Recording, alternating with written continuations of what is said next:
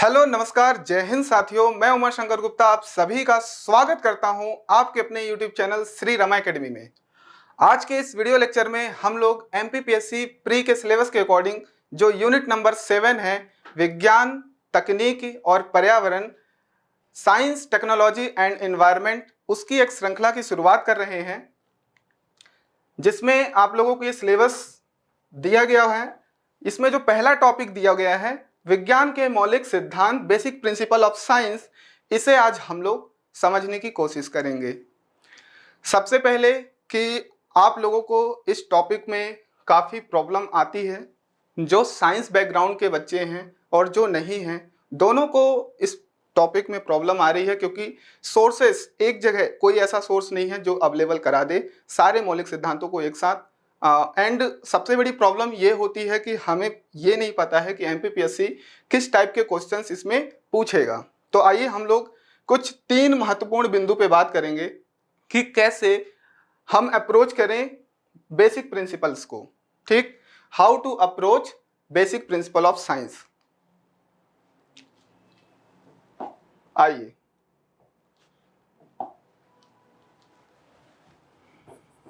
Three important points to approach basic principle of science. इसमें जो पहला पॉइंट है वो है हमारा प्रिंसिपल, सिद्धांत, इसकी स्टेटमेंट। आप लोगों को क्रिस्टल क्लियर होना चाहिए कि इसका स्टेटमेंट क्या है।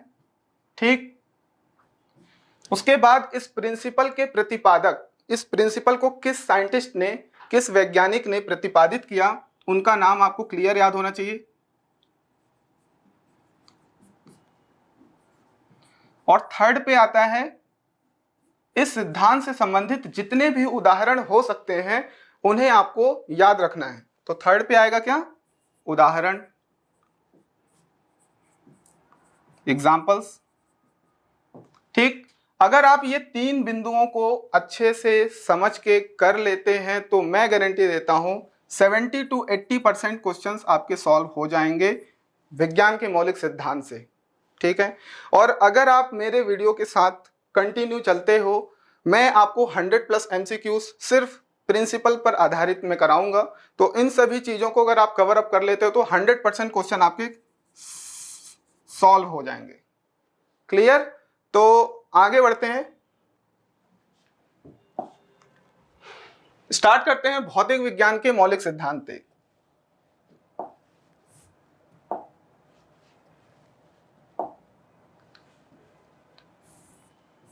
Basic principle of physics.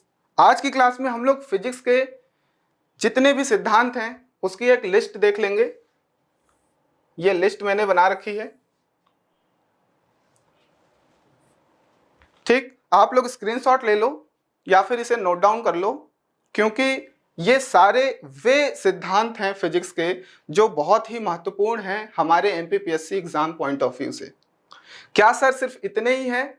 ये कुछ इधर भी हैं, तो ऐसा नहीं है, इसके अलावा और भी बहुत सारे सिद्धांत हैं, प्रिंसिपल्स हैं। ठीक, तो ये वे सारे इंपॉर्टेंट सिद्धांत, प्रिंसिपल्स हैं जिन्हें हमें कवर करना है। इनके अलावा जो मैंने बोला कि 100 MCQs कराएंगे, उसमें बाकी के नियम या फिर सिद्धांत कवर अप हो जाएंगे। क्लियर? तो आप लोग इसे नोट डाउन कर लो। तो आइए शुरू करते हैं बेसिक से। सिद्धांतों को समझने के लिए, उसे इंटरलिंक करने के लिए हमें समझना होगा, बेस क्लियर करना होगा कि साइंस क्या है, ताकि अच्छे से इंटरलिंक कर सकें। What is science? तो साथियों, आज से लाखों वर्ष पूर्व जब हम लोग आदि मानव हुआ करते थे तो हमारे मन में तरह तरह के सवाल उठा करते थे प्रकृति को लेकर के, कि प्रकृति में जो भौतिक परिवर्तन हो रहे हैं वह किस पर आधारित हो रहे हैं, कैसे हो रहे हैं, क्यों हो रहे हैं। जैसे कि हवा क्यों चल रही है, बारिश क्यों हो रही है, पृथ्वी घूम रही है क्या सन के चारों ओर पृथ्वी घूम रही है कि सन हमारे पृथ्वी के चारों ओर घूम रहा है। क्लियर? ऐसे ना जाने तरह तरह के कई सवाल हमारे मन में उठा करते थे। तो उन्हीं सवालों के आंसर्स हमें मिलना प्राप्त हुआ। तो वैज्ञानिकों के द्वारा, साइंटिस्ट के द्वारा इन्हीं सभी आंसर्स को व्यवस्थित और क्रमबद्ध तरीके से किया गया। इसी क्रमबद्ध ज्ञान को ही विज्ञान कहते हैं। Organised knowledge of physical world is known as science. Clear. तो साइंस को हमने 4 भागों में विभाजित किया गया है अध्ययन हेतु, ताकि इजी वे में इसे समझ सकें। Physics, chemistry, biology and geology. ठीक। तो फिजिक्स क्या है? भौतिक विज्ञान। हमारे प्रकृति में जो भी भौतिक घटनाएं हो रही हैं उनका अध्ययन ही भौतिक विज्ञान कहलाता है। ठीक है। और फिर आती है बात रसायन विज्ञान की, तो इसमें आता है बात पदार्थों की। तो पदार्थ मीन्स मैटर, है ना, जो पार्टिकल से मिलकर के बना है, कणों से मिलकर के बनी चीज को पदार्थ कहते हैं। तो everything around us is called matter. तो पदार्थों के गुण, संगठन, संरचना व अभिक्रियाओं का अध्ययन जो है वह रसायन विज्ञान कहलाता है, केमिस्ट्री कहलाती है। ठीक। फिर बायोलॉजी की बात करें तो हमारी प्रकृति में जितने भी पेड़ पौधे, जीव जंतुओं का अध्ययन जो है वह बायोलॉजी के अंतर्गत आता है। ठीक है। और फिर जियोलॉजी में पृथ्वी के संबंधित अध्ययन को हम लोग भू विज्ञान जियोलॉजी कहते हैं। इसके अंतर्गत क्या क्या आ जाएगा? पृथ्वी की संरचना वगैरह कैसी है, जो भी घटनाएं हो रही हैं, भूकंप, ज्वालामुखी, इन सभी चीजों का अध्ययन हम लोग यहाँ पे पृथ्वी से संबंधित करेंगे जियोलॉजी में। ठीक। जो मेंस में हमारे टॉपिक्स दे रखे हैं पेपर 3 में, तो यूनिट नंबर 1 है ये हमारा यूनिट 2 है पेपर 3 का, और ये हमारा पेपर 3 का यूनिट नंबर 3 है, और ये हमारा यूनिट नंबर 10 है। ठीक। तो आगे बढ़ते हैं फिजिक्स की ओर, है ना। भौतिकी का परिचय।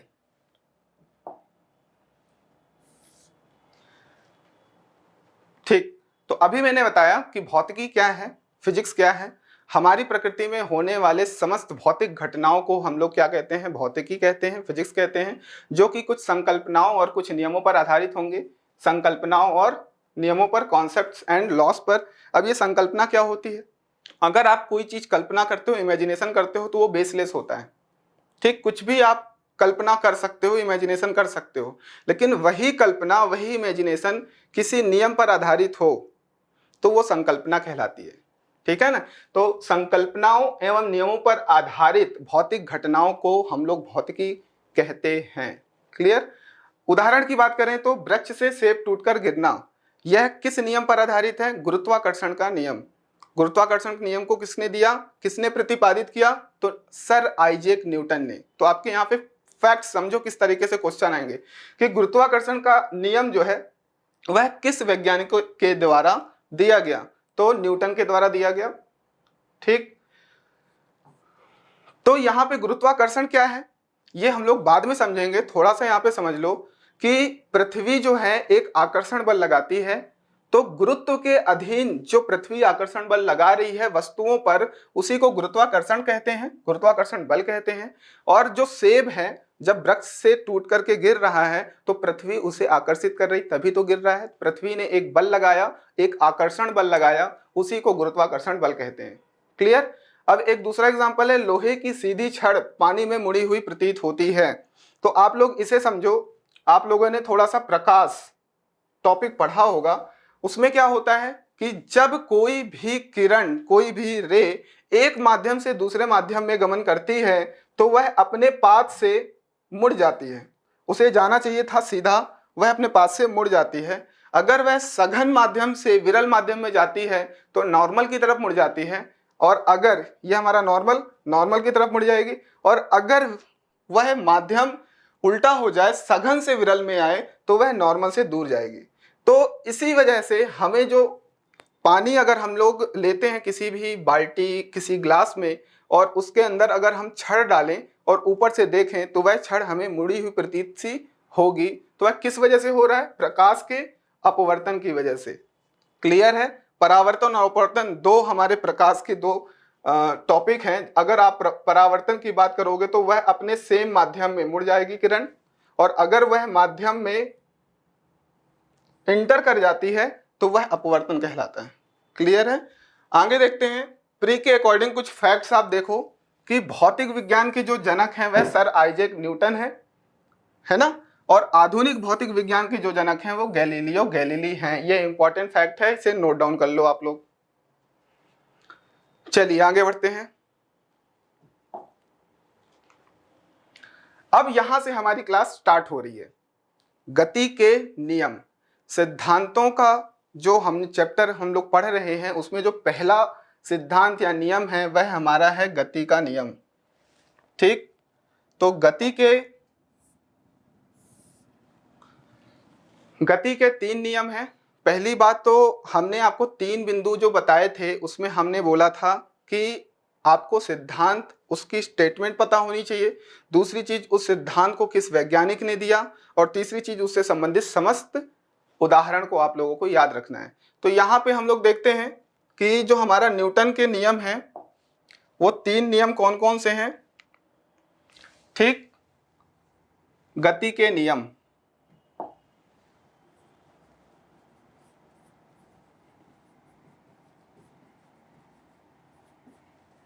कुछ इंपॉर्टेंट पॉइंट्स बता रहा हूं, इनको डायरेक्टली आप लोग नोट डाउन कर लें और याद कर लें। फर्स्ट, गति का प्रथम नियम, फर्स्ट लॉ ऑफ मोशन।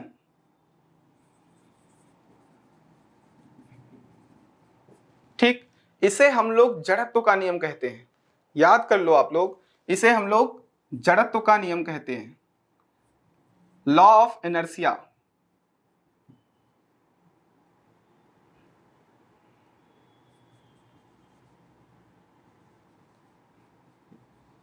ठीक है, गति के द्वितीय नियम को हम लोग संवेग का नियम, मोमेंटम लॉ कहते हैं, लॉ ऑफ मोमेंटम। तो second law of motion,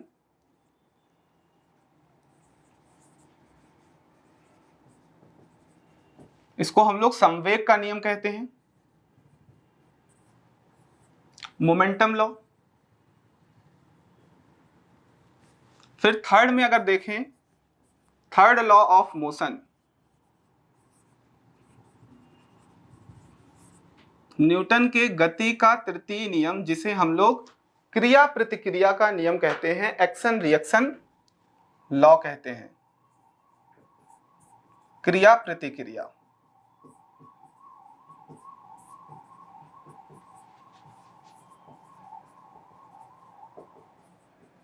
action reaction.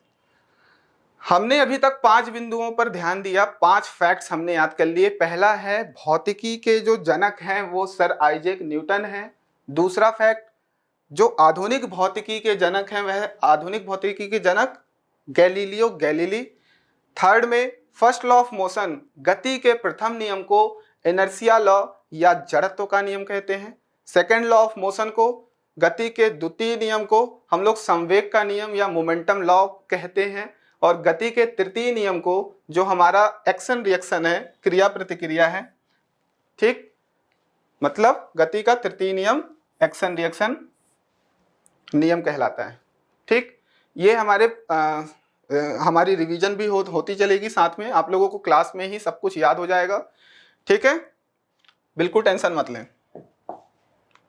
आगे तो चलिए शुरू करते हैं कि गति पहली बात तो होती क्या है, इसे आप लोग समझो कि जब हमारे पास 2 ऑब्जेक्ट हैं, 2 वस्तुएं रखी हैं हमारे पास, तो किसी वस्तु के सापेक्ष दूसरी वस्तु का स्थिति में जो परिवर्तन है, इसके पोजीशन में जो भी चेंजेस आएगा वह इस वस्तु के सापेक्ष है with respect to that body, then हम कहेंगे कि यह वस्तु गति कर रही है। क्लियर है? When a body displace their position with respect to another body, that is called motion. ठीक, उदाहरण देखें तो जो पृथ्वी है वह सन के अराउंड गति कर रही है, मूव कर रही है। समझ गए? मतलब सन के सापेक्ष, सूर्य के सापेक्ष पृथ्वी का जो मोशन है वह गति कहलाती है। ये गति के नियम पर आधारित है। तो गति के 3 नियम हैं। किसने दिया? सर आइजैक न्यूटन ने दिया। तो प्रथम नियम को जड़त्व का नियम, इनर्शिया, द्वितीय नियम को संवेग का नियम, फोर्स मोमेंटम, और तृतीय नियम को क्रिया प्रतिक्रिया का नियम, एक्शन रिएक्शन लॉ कहते हैं। आगे देखते हैं। हाँ, अब हम लोग स्टेटमेंट की बात करते हैं। हमने साइंटिस्ट का नाम देख लिया और कुछ पॉइंट्स देख लिए। अब हम लोग बात करते हैं गति के प्रथम नियम की स्टेटमेंट। क्या कहती है गति का प्रथम नियम?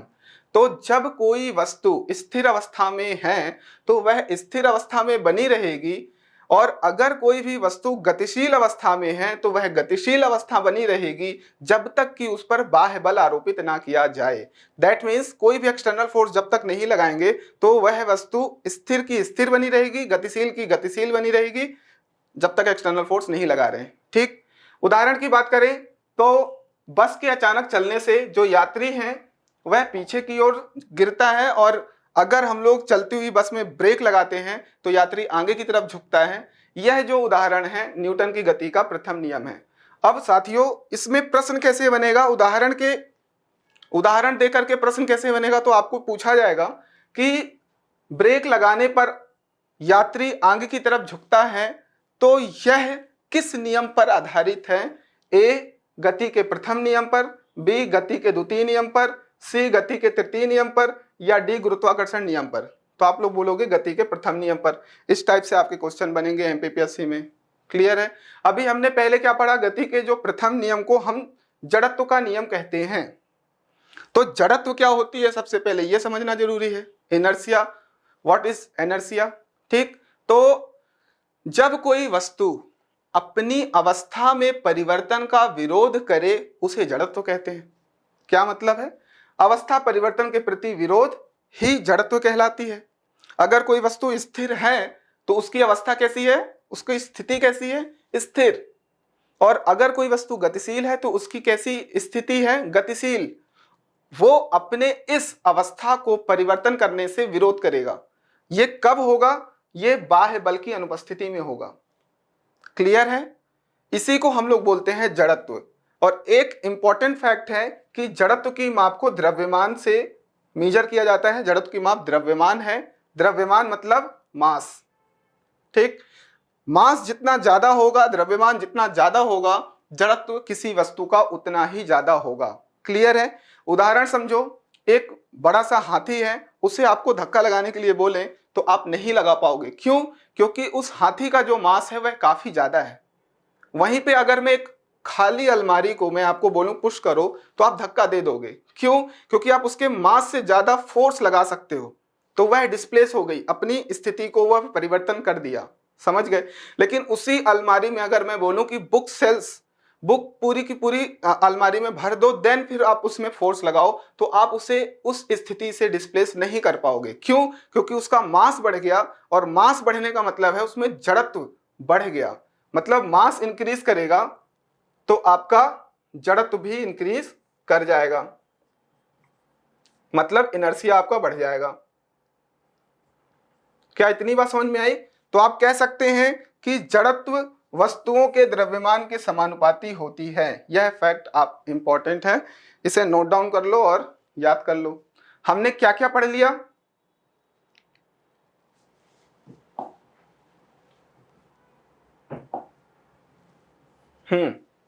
हमने क्या क्या पढ़ लिया? हमने पढ़ा न्यूटन की गति के 3 नियम हैं। First law of motion inertia law कहते हैं, जड़त्व का नियम कहते हैं। सेकंड लॉ ऑफ मोशन को हम लोग संवेग का नियम कहते हैं, मोमेंटम लॉ कहते हैं। और थर्ड लॉ ऑफ मोशन को हम लोग एक्शन रिएक्शन, क्रिया प्रतिक्रिया का नियम कहते हैं। ठीक, इसके अलावा हमने क्या पढ़ा?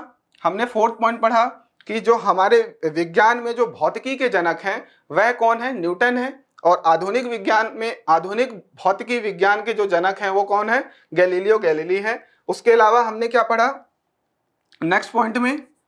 जो हमारा प्रथम नियम है गति का, उसे जड़त्व का नियम कहते हैं। ठीक, आगे देखते हैं। जड़त्व के नियम के 2 प्रकार हैं, एक गति का जड़त्व और एक है विराम का जड़त्व।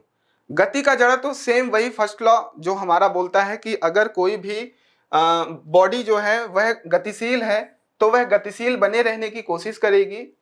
ठीक, उदाहरण में हमने वही कार वाली या बस वाली एग्जांपल पढ़ी थी कि मतलब बस अगर गतिशील है, ब्रेक मारा तो वह आगे की तरफ झुकेगा। सेम वही चीज। और अगर हम लोग बात करें विराम का जड़त्व, तो विराम का जड़त्व क्या है कि कोई भी वस्तु अगर स्थिर अवस्था में है तो वह स्थिर बनी रहेगी जब तक कि एक्सटर्नल फोर्स ना लगाया जाए। वह अपनी अवस्था परिवर्तन का विरोध करेगी, स्थिर बनी रहेगी। एग्जाम्पल देखो, ये पोस्ट कार्ड है आपके पास, इस पे एक कॉइन रखा हुआ है, आप ये ग्लास के ऊपर है, आप जैसे ही पोस्ट कार्ड को खींचते हो तो ये जो कॉइन है यह अपनी अवस्था को बनाए रखने की कोशिश करेगा, वह स्थिर है। तो अगर उसके नीचे का बेस हमने खींच दिया, हटा दिया, तो वह सीधे ग्लास में जाएगा, ना कि वो पोस्ट कार्ड के साथ पीछे की तरफ आएगा। कहते हैं बात समझ में आ रही है कि ये ग्लास में गिरेगा, है ना? यह ग्लास में क्यों गिर रहा है? जड़त्व की वजह से। इसके अंदर कुछ ना कुछ मास है और वह मास इसे नीचे की तरफ गिरने के लिए प्रेरित कर रहा है, क्योंकि इसके नीचे कोई भी बेस नहीं होगा जब हम पोस्ट कार्ड को खींच लेंगे। क्या इतनी बात समझ में आ रही है? तो गति का प्रथम नियम यहाँ पे खत्म होता है। अब हम लोग चलते हैं गति के द्वितीय नियम पर, है ना, जिसे हम लोग संवेग का नियम कहते हैं, ठीक, मोमेंटम लॉ। तो किसी वस्तु के संवेग में परिवर्तन की दर उस पर लगाए गए बल के समानुपाती होती है, यह गति का द्वितीय नियम कहता है। ठीक, गति के द्वितीय नियम को किस साइंटिस्ट ने दिया? तो आइजैक न्यूटन ने दिया है, इससे तो आप भूलोगे नहीं। ठीक, तो हमने अभी क्या बात की कि संवेग में परिवर्तन की दर उस पर आरोपित बल के समानुपाती होती है। कहने का मतलब बल जो है डायरेक्टली प्रोपोर्शनल है, संवेग को हम लोग P से डिनोट करते हैं, और change in momentum with respect to time, that is called संवेग में परिवर्तन की दर। ठीक, rate of change of momentum, ठीक है ना। तो ये जो है ये डायरेक्टली प्रोपोर्शनल है फोर्स के। तो यहां से आप लोग देखो P इज इक्वल टू क्या होता है? m into v, mass into velocity, द्रव्यमान गुणित वेग। अगर चेंज की बात करते हैं तो यहाँ पे मास जो है ये फिक्स होगा, चेंज क्या होगा? वेलोसिटी जो वेग है, और विथ रिस्पेक्ट टू टाइम अगर बात करें तो यहाँ पे भी हमारा विथ रिस्पेक्ट टू टाइम होगा। तो आपको ये पता होगा कि वेग अपॉन टाइम, उसे हम लोग क्या कहते हैं? त्वरण, acceleration. Rate of change of velocity, वेग में परिवर्तन की दर को हम लोग एक्सेलरेशन कहते हैं, त्वरण कहते हैं। तो यहां से हमारे पास क्या मिला? m इंटू ए किसके इक्वल है? Delta P upon delta T, rate of change of momentum, संवेग में परिवर्तन की दर जो है वो हमारे m is equal m into A के बराबर है। तो यहाँ पे हम लोग क्या कर सकते हैं? समानुपाती का चेंज जब हटाएंगे तो एक कांस्टेंट वैल्यू आएगी, नियतांक आएगा, है ना, बाकी चीजें सेम।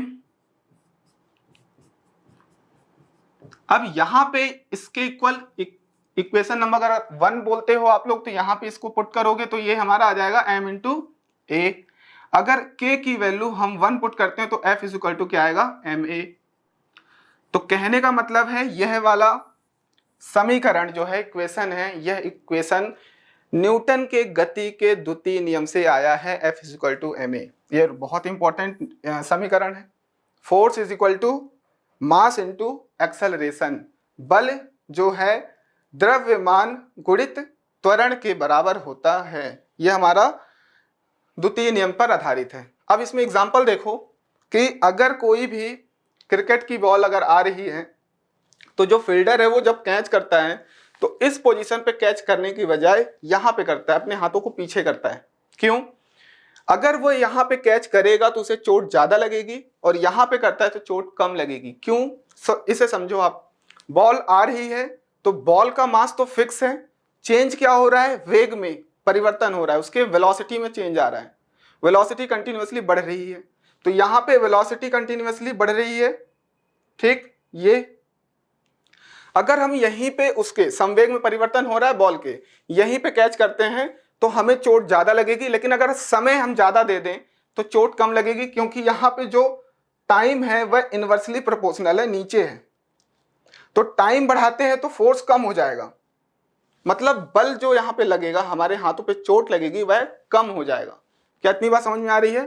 तो क्रिकेट बॉल कैच करते समय खिलाड़ी अपने हाथों को पीछे की ओर खींच लेते हैं। इस एग्जाम्पल को हम लोग बोलेंगे कि यह गति के द्वितीय नियम से आधारित है, ठीक। और किसी साइकिल के पहिए को अगर हम लोग जोर से फोर्स लगाते हैं तो वह उतनी ही तेजी से रोटेट करेगा, यह भी गति के द्वितीय नियम पर आधारित है, ठीक है। आगे बढ़ते हैं गति के तृतीय नियम पर।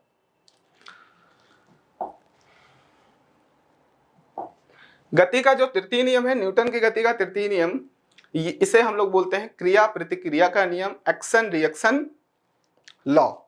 इसमें क्या है? प्रत्येक क्रिया के लिए एक समान और विपरीत दिशा में प्रतिक्रिया होती है। कहने का मतलब है जब आप किसी भी वस्तु पर एक्शन करते हो तो उस वस्तु के द्वारा एक रिएक्शन फोर्स लगाया जाता है सेम अमाउंट का, लेकिन उसकी जो दिशा होगी वह अपोजिट होगी, ठीक। एग्जाम्पल देखो, कि ये जो रॉकेट है, जब हम लोग रॉकेट में फ्यूल बर्न कर रहे हैं तो जो क्रिया है वह पीछे की ओर हो रही है, एक्शन जो है वो है पीछे की ओर हो रहा है, और इसके अंदर एक वेलोसिटी आ जाएगी, आगे की तरफ ये मूव करेगा, ये हमारा रिएक्शन हो जाएगा। ठीक वैसे ही अगर आप किसी नाव पे हो और उससे आप जंप करते हो तो आगे की तरफ आप जंप करने की कोशिश करोगे, एक्शन लगाओगे, तो ये नाव जो है पीछे की ओर मूव करने की कोशिश करेगा, रिएक्शन फोर्स लगेगा। ठीक इसके अलावा जब आप बंदूक से गोली चलाते हो तो आपको झटका लगता है पीछे, है ना, जैसे तीर धनुष आप लगा रहे हो तो यहाँ पे क्रिया किया आपने और जैसे ही छोड़ा किसी पॉइंट पे तो प्रतिक्रिया हमें देखने को मिलता है। इसे हम लोग गति के तृतीय नियम से समझ सकते हैं। तो गति का जो तृतीय नियम है, इसके एग्जांपल्स आप देख लिए कि गोली छोड़ते समय और रॉकेट का आगे बढ़ना, कुएं से पानी भरते समय रस्सी का टूट जाना, तो आपका क्या होगा, जैसे ही रस्सी टूटेगी पानी भरते समय, एक्शन जो है आगे की तरफ, रिएक्शन पीछे की तरफ, आप गिर जाओगे। ठीक तो यहां पे एग्जाम्पल के थ्रू अगर क्वेश्चन बनेगा तो कैसे बनेगा कि रॉकेट का आगे बढ़ना किस नियम पर आधारित है, ए न्यूटन की गति के प्रथम नियम पर, बी द्वितीय नियम पर, सी तृतीय नियम पर, या डी गुरुत्वाकर्षण नियम पर, तो आप बोलोगे तृतीय नियम पर। क्लियर है? इस तरीके से हमारे सारे गति के नियम खत्म होते हैं। आज के वीडियो लेक्चर में हम लोग यहीं तक रखते हैं। अगले वीडियो लेक्चर में हम लोग लगभग 5 से 6 सिद्धांतों को देखेंगे फिजिक्स के, है ना। तो इस सीरीज को ऐसे ही बढ़ाते चलेंगे। आई होप आप लोगों को यह वीडियो पसंद आया होगा, है ना। अगर पसंद आया है तो इसे जम के शेयर करें अपने दोस्तों के साथ और अन्य ग्रुपों में लाइक करें। किसी को कोई भी प्रॉब्लम हुआ है पूरे सेशन में या कोई भी चीज़ पूछनी है तो कमेंट सेक्शन में आप लोग पूछ सकते हैं। धन्यवाद।